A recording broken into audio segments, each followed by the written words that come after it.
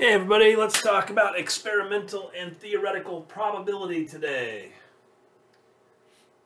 Probability that is based on repeated trials of an experiment is called experimental probability. So what that would mean is I want the probability of an event, I take the number of times that event occurs and I divide it by the total number of trials.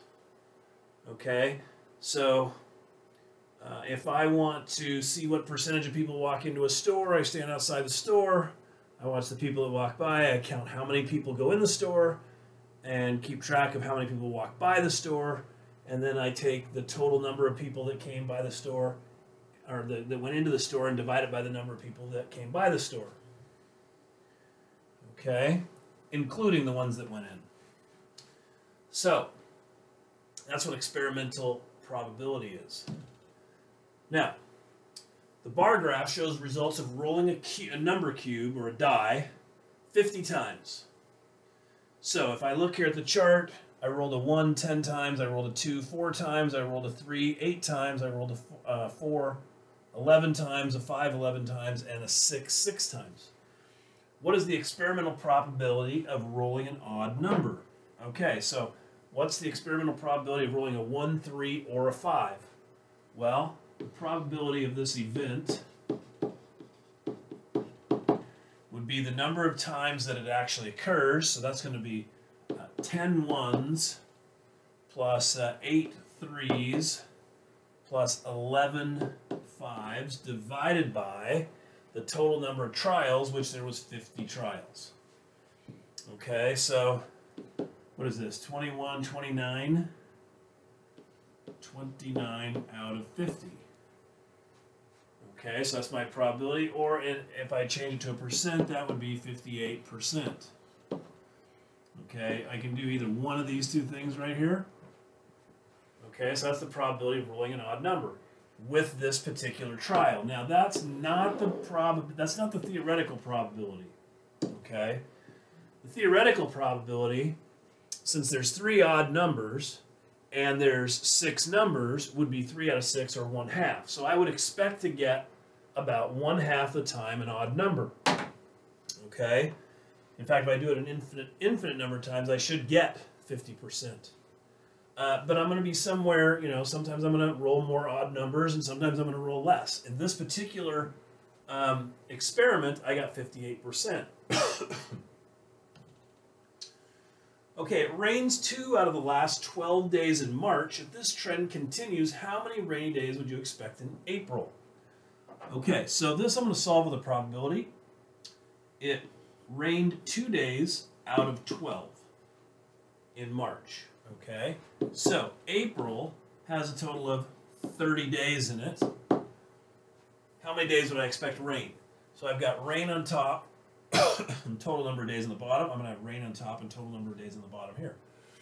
Okay, remember I solved this by multiplying the 2 diagonal numbers, so 2 times 30, and dividing by the other number.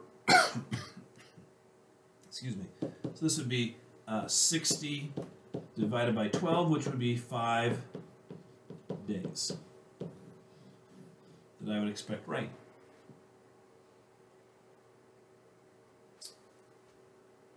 Okay. You randomly choose one of the letters shown. What is the theoretical probability of choosing a vowel?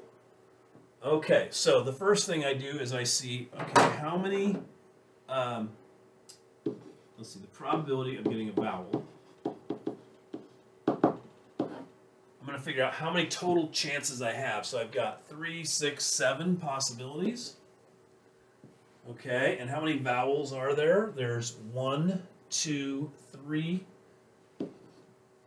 So I should get 3 out of 7 would be my probability, which 3 divided by 7, that's about 42.85 or 86. Oops. About 42.86%. Chance. That's my theoretical probability. Now, that doesn't mean that that's going to happen every time, that 3 out of 7 times I'm going to get it. I mean, I could potentially pick 3 times and all 3 times get a vowel.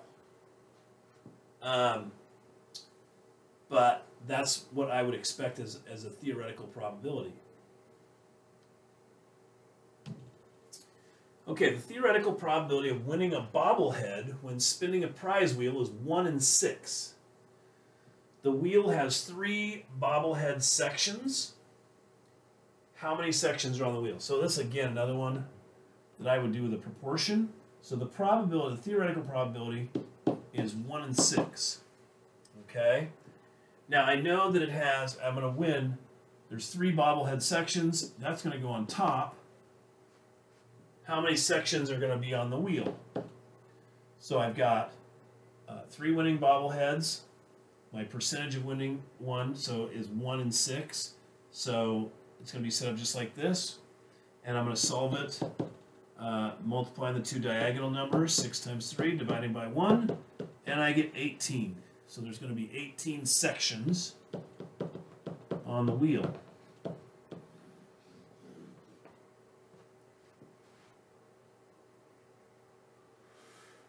Okay. The bar graph shows the results of rolling a number cube 300 times. What is the experimental probability of rolling an odd number?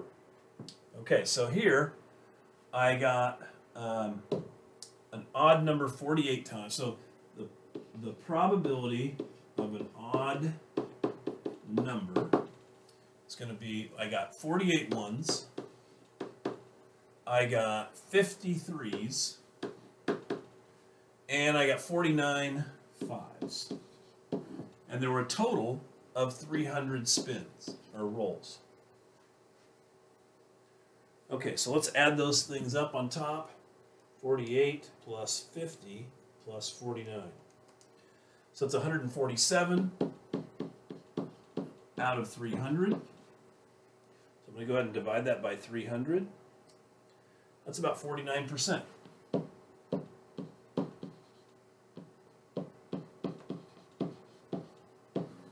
Okay. I could write it any one of these 3 ways.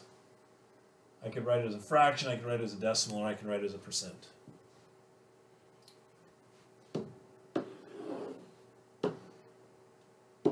Okay, now, how does the experimental probability compare with the theoretical probability of rolling an odd number? Well, again, there's 3 odd numbers and there's 6 total numbers, so the theoretical probability of an odd number is going to be 3 and 6, which is 1 and 2, which is 50%. Okay, so if I get 49%, I'm not surprised by that.